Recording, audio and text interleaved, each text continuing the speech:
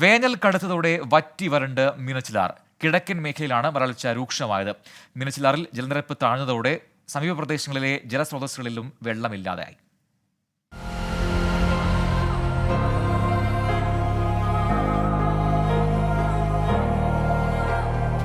ഒരു പുഴയാണെന്ന് പോലും പറയാൻ സാധിക്കില്ല, അത്രമാത്രം വറ്റി വരണ്ടിരിക്കുന്നു മീനച്ചിലാർ.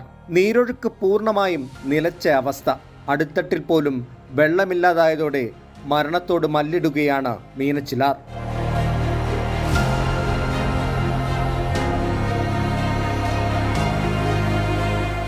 കിഴക്കൻ മേഖലയിലാണ് വരൾച്ച രൂക്ഷമായിരിക്കുന്നത്. ജലനിരപ്പ് താഴ്ന്നതോടെ സമീപത്തെ ജലസ്രോതസ്സുകളിലും വെള്ളമില്ലാതായി. പുഴയുടെ നടുഭാഗത്ത് കുഴി കുഴിച്ച് അതിൽ നിന്നും വെള്ളമെടുക്കേണ്ട അവസ്ഥയാണ് ഇവിടെയുള്ളവർക്ക്. ചൂട് കണ്ടമാനം കൂടിയിട്ടുണ്ടല്ലോ, അതനുസരിച്ചിട്ട് ഇത് മുഴുവൻ വറ്റിപ്പോകുന്നുണ്ട്.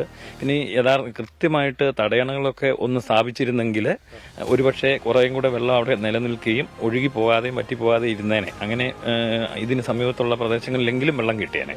മഴക്കാലത്ത് നിറഞ്ഞൊഴുകുന്ന മീനച്ചിലാർ വേനലായാൽ വറ്റി വരളും. ഇത്തവണ അതിന്റെ കാഠിന്യം കൂടുതലാണ്. ജലമില്ലാതായതോടെ മീനച്ചിലാറിന്റെ ആവാസ വ്യവസ്ഥയും താളം തെറ്റിയിട്ടുണ്ട്.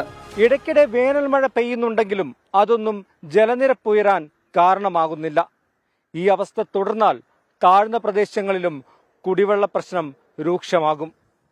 കോട്ടയത്ത് നിന്ന് അനന്തുവിനൊപ്പം ടോബി ജോൺസൺ, 24. ലോകത്തെവിടെയായാലും ഏത് സമയത്തും 24 വാർത്തകളും ഓഗ്മെന്റഡ് റിയാലിറ്റി പാക്കേജുകളും എക്സ്പ്ലെയിനറുകളും വിശദമായി കാണാൻ ഞങ്ങളുടെ യൂട്യൂബ് ചാനൽ നിങ്ങൾക്ക് സബ്സ്ക്രൈബ് ചെയ്യാം.